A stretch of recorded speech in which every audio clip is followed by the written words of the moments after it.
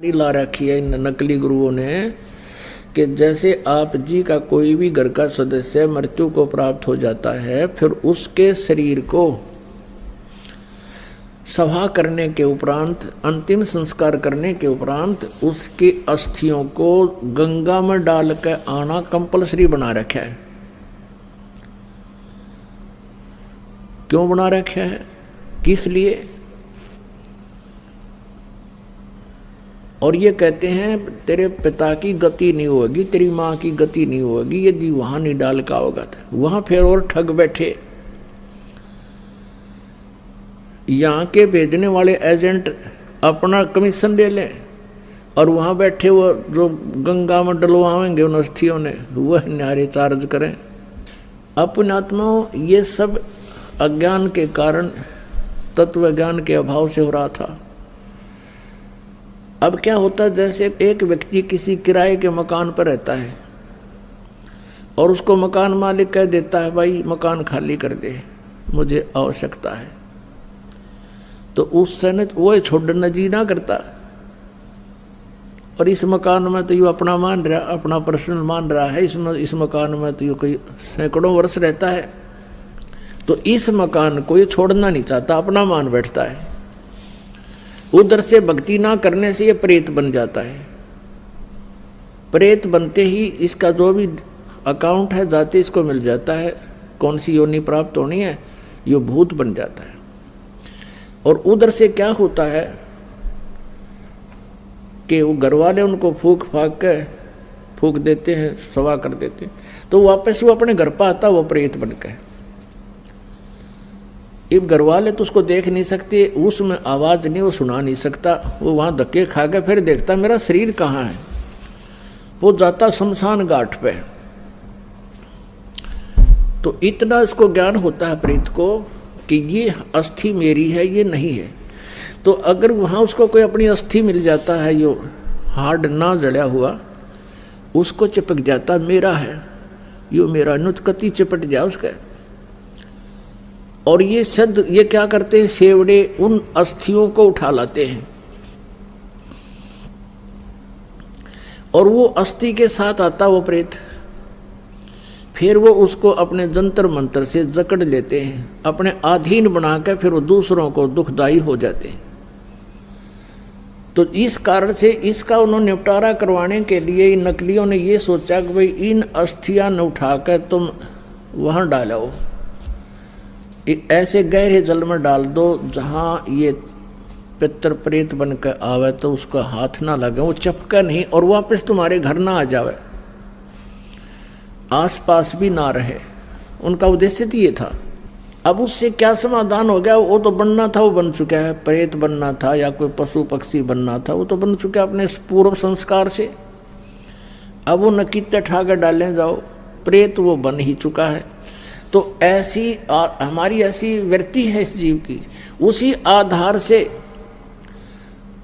सुखदेव वाली आत्मा का संस्कार ऐसा था कि उसने गंदे अंडे में ही ऐसे उसका अंडा नष्ट हो गया और उसका वो चिपका रहा, अपना जान के मेरा है मेरा है। यह वृत्ति है हमारी। अपना आत्मा, जैसे बच्चा गर्भ में आते ही माता को अपनापन हो जाता है और किसी कारण से वो गर्भपात हो जाता है तो बहुत रोती है कि मेरा था मेरा था। ऐसे ही उस अंडे को गंदा होने पर भी उसने अपना मान रखा था, चिपका बैठी थी आत्मा मेरे, उसका संस्कार ऐसा था। और ये सारा कुछ जो होता है पूर्व निर्धारित संस्कारों से ही होता है। जो पार्वती जी को मंत्र मिला ये भी पूर्व संस्कार थे इसके और पूर्व निर्धारित था। अब केवल कबीर परमेश्वर ही उसको परिवर्तन कर सकता है और किसी पर परिवर्तन नहीं होना। तो ये सारा कुछ हुआ तो पूर्व संस्कार से, लेकिन घटना ऐसे घटी हो। तो वो अंडे को जो चिपका में बैठा था वो सुखदेव वाली आत्मा, इसी प्रकार जो ये अस्थियां उठाने की बीमारी लगाई इन लोगों ने इस उद्देश्य से लाई कि जब जय उल्टा आ गया तो वहां शमशान घाट पर बैठा रहेगा। और आपने देखा होगा कि भाई कई क्या कहा करते थे कि भाई ये लड़का वहां जा रहा था और इसकी ठोकर लगी किसी वस्तु का, उस दिन से बीमार है, तो यो भूत चिपटा रहा है उसके अपने अस्थि के, और उसका ठोकर लगी, फिर ये चौधरी था, फिर अब कैसे मेरा ठोकर मार दी, इसका अंडी बनाता लकड़ता ही नहीं, फिर गधा बन जा है। तो वहाँ उनको दुखदाई होता था, इसलिए उन्होंने ये समस्या हल कर दी कि अस्थि यहाँ से फेंक दो, कितने यो एक स्थान पर ना चिपका रहा, अंडे जा धक्के खानता कि तो और धक्के खा लेगा, बाहर चला जाएगा।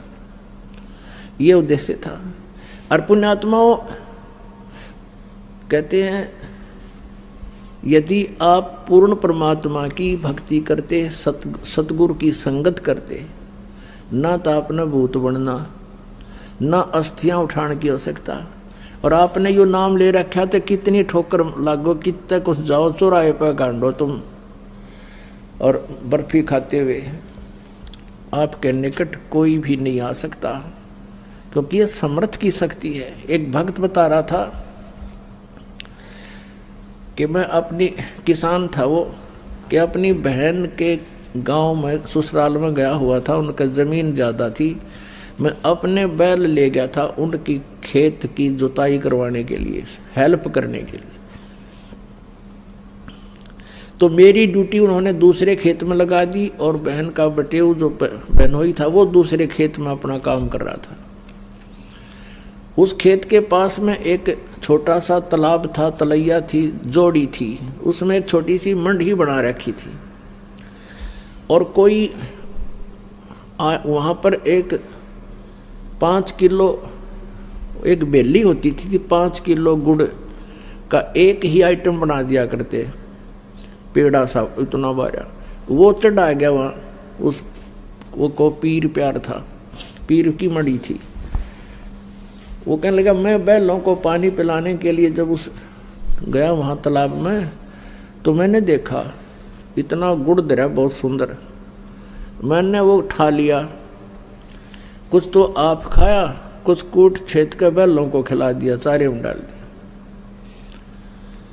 और नाम मैंने ले ही रखा था परमेश्वर कबीर जी का,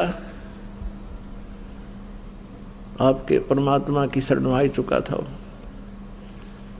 तो फिर मुझे वो इतनी दूर दिखाई दिया, एक दोपहर के समय वहाँ बैठा था मैं, कम से कम 50 फुट की दूरी पर एक 3 फुट का आदमी, सफ़ेद दाढ़ी, सफ़ेद कपड़े और 9 आँखें लाल कर रहा, कहने लगा तो ठाडे की शरण में था, ना तेरा बक्कल तारूं उतने मेरा गुड़ खा लिया।